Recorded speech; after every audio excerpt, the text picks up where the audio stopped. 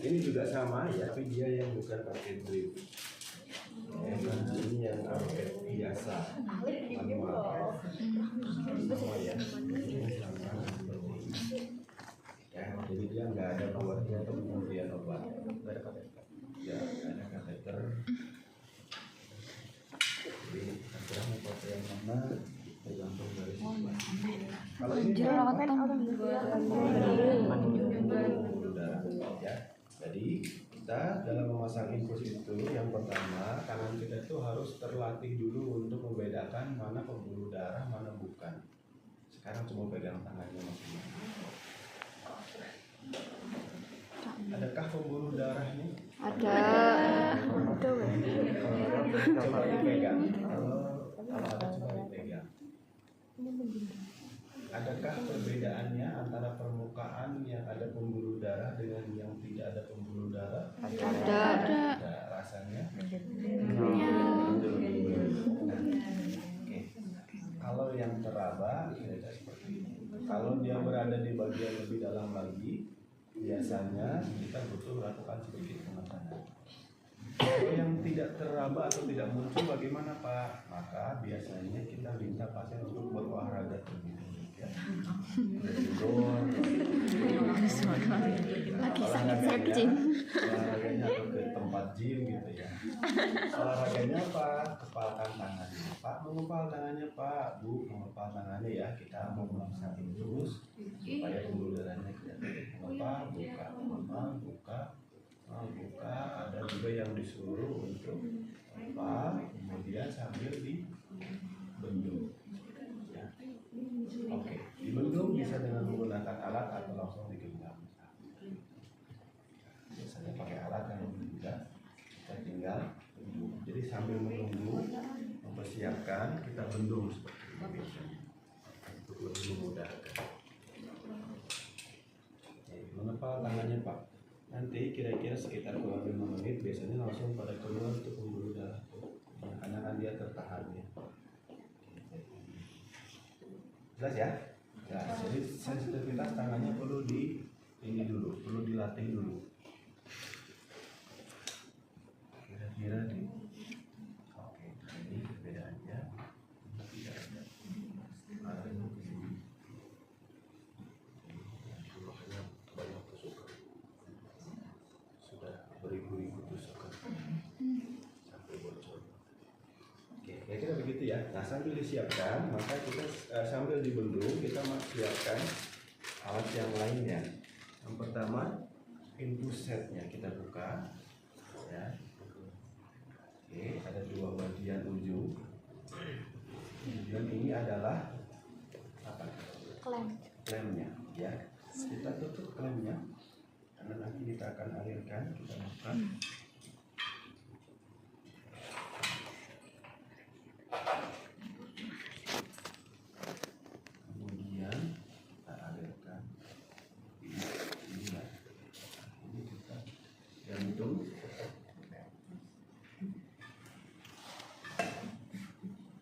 Kemudian kita alirkan di selangnya ya. Nah, ini kita buka klemnya.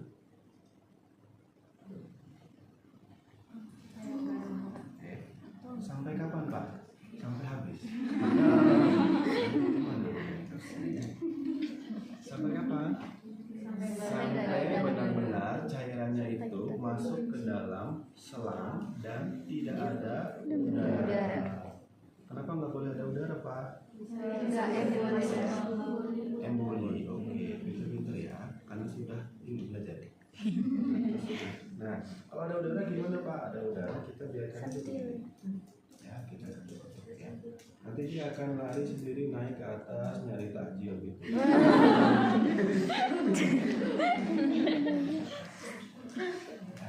Gede banget kameranya. Pastikan sampai udara naik ke atas. atas. Ini hukum fisika ya. Ya. Ini apa namanya? Ya pokoknya beginilah ya. Nanti dia naik kembali ke atas. Ya, atau kalau terlalu banyak, terlalu lama, kita alirkan lagi. Biasanya dengan aliran ini kan lebih cepat. Ya. Perlahan.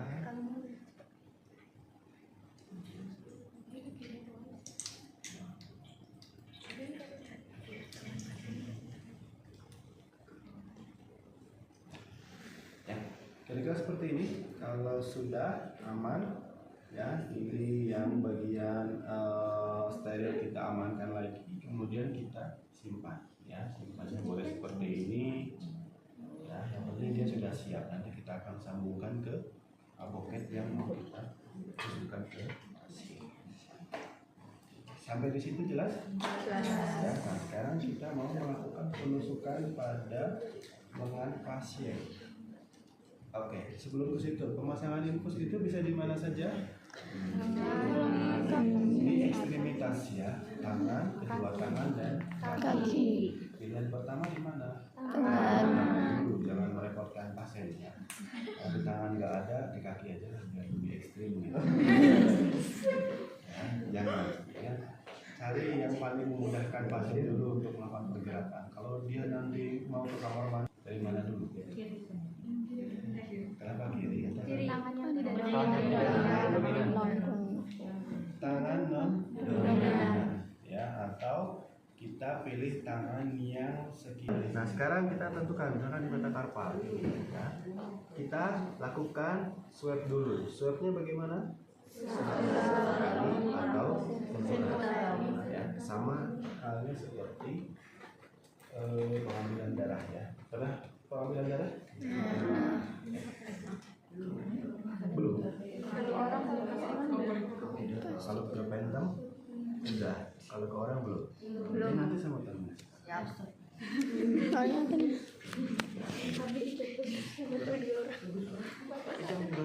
iya, Oke, sekarang perhatikan. Ini ada jarum. Ini buketnya buket lubang yang besar. Nah, jarum ini ada lubangnya ya. Dia hadapkan ke atas seperti ini. Oke. Kemudian perhatikan nanti saat sudut penusukan. Sudutnya berapa derajat? 15 ya, atau maksimal di bawah dari 30 derajat. Logikanya kenapa Pak tidak boleh terlalu miring atau terlalu tinggi? Ini pembuluh darah misalnya. Kalau kita nusuk 15 derajat kurang lebih seperti ini, otomatis dia masih bisa lurus. Tapi kalau lebih dari 30 derajat kemungkinannya bisa menembus begini. Ya. Jadi kenapa tidak diperbolehkan lebih tinggi? Si pembuluh darah bisa robek. Ya, kalau robek biasanya tandanya pecah, kemudian di sini akan bengkak. Ya. Oke, apalagi 90 derajat. jebol. Terus bagaimana mengukur derajatnya Pak? Dengan menyakitkan. Kan bisa pakai busur, nggak bisa padahal. 12 derajat itu kias ya Pak ya. Jadi perkiraan kita. Ya, perkiraan kita. Kurang lebih bagaimana biasanya kalau perawat itu sudah kreatif ya, jadi dia punya insting. Kalau 15 derajat itu pakai jari aja seperti ini. Ya. Ini si jari kita ini bisa dipakai buat mengukur. Nah, kira-kira begini. Jelas ya? Oke, ini sudah dibersihkan, dipasang infusnya. Oke. Ya. Ini ditusukkan ya, kita tusuk ya Pak. Oke. Nah, masuk ya. Kalau ada darahnya, berarti dia tepat pada pembuluh darah di sini tertampung. Ya. Kalau ini sudah tidak berfungsi sepertinya, jadi kemarin dari 3 pasien kemarin sudah pernah ada yang ada darahnya karena mungkin bocor ya. Harusnya ada pembuluh darahnya kalau pada seseorang ya, berarti dia tandanya benar masuk dalam pembuluh darah. Kemudian ada triknya ya, yang kedua adalah jangan masukkan secara keseluruhan terlebih dahulu. Tapi tarik dulu sedikit seperti ini. Kenapa? Untuk mudah Baru mengeluarkan. didorong ke dalam. Kenapa kira-kira? Supaya enggak Jarumnya nggak Oke, ngerusak. kita ulang ya. Jadi kalau tadi ini ibaratnya pembuluh darah. Kalau sudah masuk 1/4 bagian, yang ada di dalam adalah yang tajam. Ya. Kalau kita langsung polkan sampai seluruhnya, si tajam ini, si jarum yang tajam ini, dia sangat kemungkinan bisa merobek pembuluh darah ke sana ke sini ketika dimasukkan. Tapi kalau ditarik sedikit seperti ini, yang terujung sekarang adalah yang plastiknya. Jadi ketika kita dorong ke dalam, dia aman. Kira-kira begitu ya. Jelas ya? Kita masukkan, suntik ya Pak. Oke, kira-kira seperti ini. Tarik dulu, ya. Kemudian baru kita dorong seperti ini. Ya. Oke. Masuk ada darahnya, yakin ini ke pembuluh darah tepat. Tapi untuk lebih memastikan, dibuka ikatannya. Untuk lebih memastikan kita sambungkan.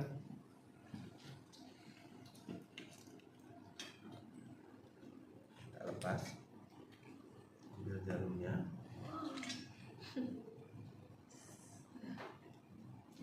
Kemudian kita buka lemnya.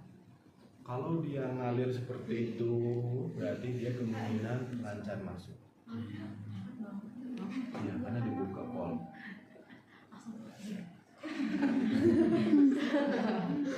Selesai, sudah pemasangan itu. Terus kita tinggalkan gitu aja. Enggak dong. Ini ditinggalkan? Tidak. Difiksasi. Kenapa butuh fiksasi tadi? Supaya nggak kemana-mana. Biar nggak gini-gini ya. Au. Kita butuh fiksasi. Kalau pakai yang manual seperti ini ya, kita butuh kuku.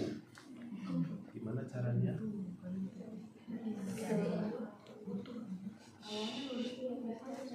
Awalnya lurus dulu, baru nanti bengkok.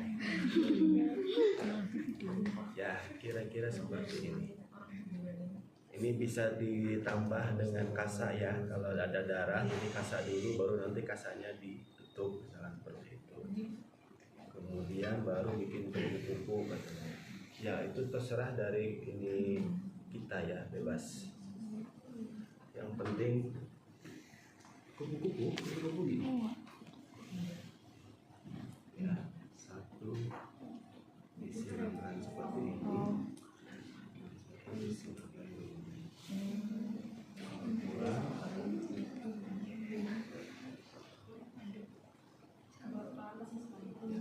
Ini si selang ini kita fiksasi juga supaya dia tidak. Nah, agak ribet memang kalau pakai yang manual. Kalau pakai yang ini bagaimana Pak? Kalau ini hanya tinggal tempel saja. Ini kita buka.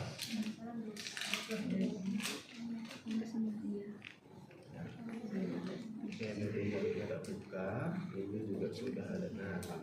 Seperti ini. Nah, sekarang. Ini tinggal beginikan saja kalau ini set, tempel, selesai. Nggak perlu lagi kupu-kupunya itu, kupu-kupunya sudah jadi kepompong. Gitu. Kemudian nanti di sini tinggal ditulis tanggal biasanya, tanggal berapa kita melakukan pemasangan ini. tulis dulu atau tanggal dulu? Ditempel dulu boleh, tulis dulu boleh, bebas. Ada biasanya ini di sini penulisannya ada kelihatan strip tanggal, nah itu buat tulis tanggal kapan. Oh iya. Ya. Nanti dipakai buat temennya kalau mau dibungkus. Begitu kira-kira jelas? Jelas, gampang. Jadi tadi apa tahapannya? Yang pertama